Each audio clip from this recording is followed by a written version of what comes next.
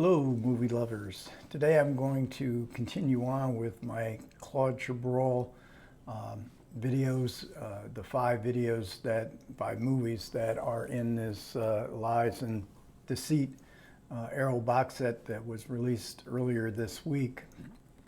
And continuing on with Inspector LAVARDIN. And I did the first, this is the first film in these five box set is Chabrol, and in which Inspector LAVARDIN features as part of an ensemble. The movie was a big success. Jean Perret as LAVARDIN became very popular. They eventually make a TV series with him playing LAVARDIN. So in this sequel, he is basically in the movie from the beginning to the end.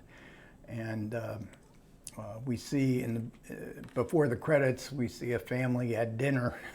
In Chabrol movies, you're going to get lots of dinners, lots of breakfasts, lots of lunches, people eating food a lot, especially the family unit together, eating food, and in which when you become familiar with Chabrol films, you learn that underneath the surface of this placid family dinner are lies and deceit. And in this movie, utter depravity. So before the credits, we see the husband who has been sitting at this dinner table, who evidently is a famous writer, but a very right-wing and very Catholic, devoutly Catholic taste, and so he has been consulted to shut down a play that some of the people in the small town that the movie is set in. He can help shut down this theatrical performance that they see as blasphemy. But then we see him dead on the beach after he agrees to shut the play down, in which it was. And then we have the credit scene, and as we get to the end of the credit scene, we see Inspector LAVARDIN arriving on the scene. So very early, he was like, I think 40, 50 minutes into Chabrol before he appears. And then when he goes to visit the family, it turns out that he knew these people 20 years before. In fact, the widow was the love of his life, we're led to believe, and she disappeared from his life. He searched for her, couldn't find her, and with the implication that her disappearance from his life may be a contributing factor in his cynical view of mankind.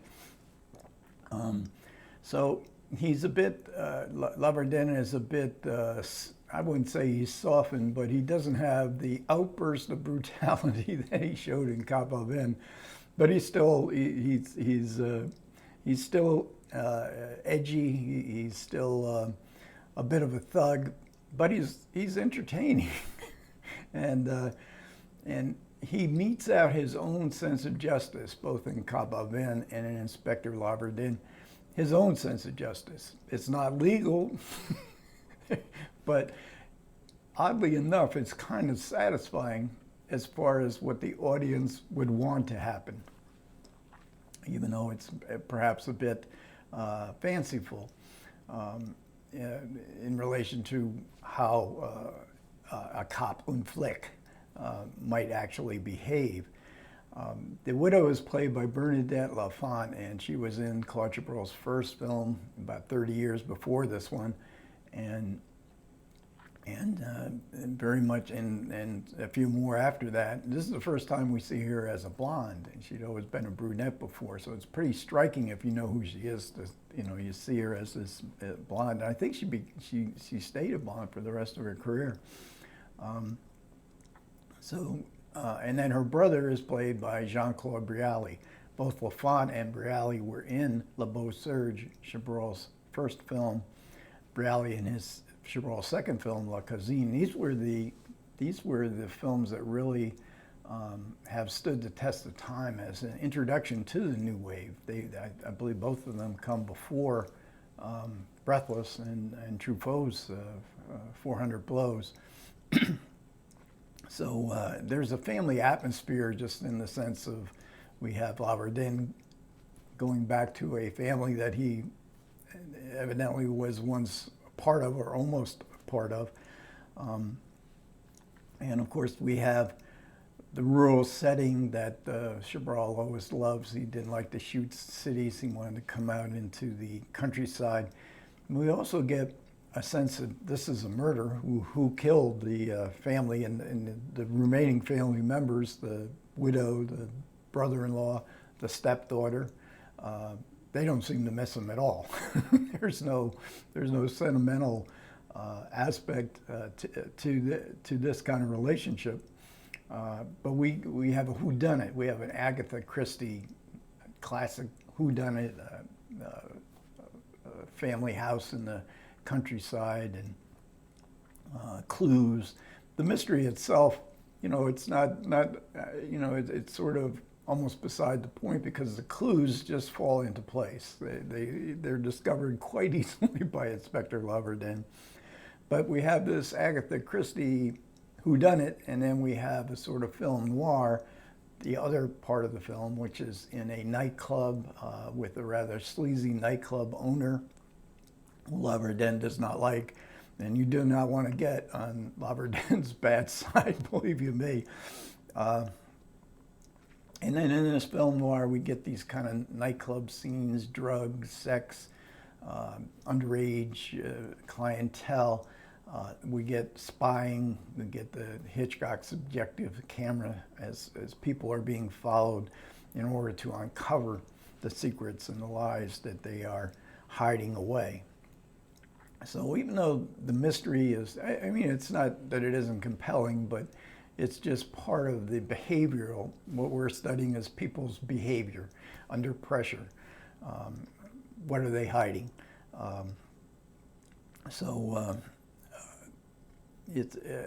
And as we get to the end of the film, as I said before, and LAVARDIN discovers what actually happened, but he doesn't go by the book. It's very amusing the way he doesn't go by the book. In the extras, we get a interview with a film critic I've never seen before, Sam Wigley, and it's a fairly substantial interview, and he goes through the whole of Chabrol's career, how these films fit into his career, and it's very good. It's very if you're unfamiliar with Claude Chabrol's filmography and his importance, this is a really excellent overview of his career. And then, as in the first film in this 5-film set, we get Claude Chabrol himself commenting on specific scenes or passages in the film. He opens this commentary with a pretty good explanation of why he wanted to do this film, why he wanted to continue on with Inspector LAVARDIN. He found him an interesting character, and he wanted to develop him a little more to see where it would lead to. And then he discusses technical challenges that the scenes that he's commenting on, and as to the camera angle, what height the camera, when it's up above the characters, when it's below the characters, how he puts them in the field of vision. The nightclub owner is a giant man. He must be well over 6 feet, whereas Jean Perret is not. But the way Chabrol frames him in some of the shots, he's actually looks taller, and all this contributes to what, as a viewer, when you're watching the film, you might not actually notice all these details, but these details do enhance, even if we don't specifically notice them, they do enhance our understanding of the characters and where we are in the story. And you can, and listening to Chabrol talk about these technical details, you can grasp why he made so many films, why he did not want to stop making films just because he didn't have a good script to work with. He just wanted to keep making films. And you see it because he viewed every scene in a film from this technical viewpoint. So he was developing a cinematic language that would that would be appropriate to this particular scene, and in the way he blocks the actors. And so, you know, no matter whether the script is good or not, there's this great challenge. And, you know, every day there would be new challenges of inventing a cinematic language appropriate to the scenes that he is shooting. So fascinating stuff, especially if you like Chabrol. Then we get a Ben Sachs commentary. He also did the commentary on Cop of Men. I expressed my disappointment with that one, and this one is, he starts out well, but he doesn't have enough material for a full-length commentary. So at the second half of the movie, you're basically watching the movie, and he comes on to say, oh, this is the scene now where so-and-so does this, and it's kind of a shame, because I pretty much agree with some of his analysis. You know, he does have some real insight into Claude Chabrol movies. He just doesn't seem to be very prepared. So the next up will be the third in the set, which is a totally different, at least as far as time period, and an adaptation of a world classic novel, Madame Bovary. This is one I've never seen before. I have read Madame Bovary a couple times, actually, and so I'm looking forward to this, but also looking forward to it because it is one of his collaborations with Isabelle Huppert, and Isabelle Huppert was an actress who he sort of, I don't know if he discovered her, but in Violette, I think that was her first major role, and she and Claude Chabrol collaborated on many movies in the second half of Chabrol's career, and she's one of my favorite actresses in Chabrol or outside Chabrol. Okay, thanks a lot for everybody who managed to listen. I do appreciate it. Comments would be welcome. You guys, take care.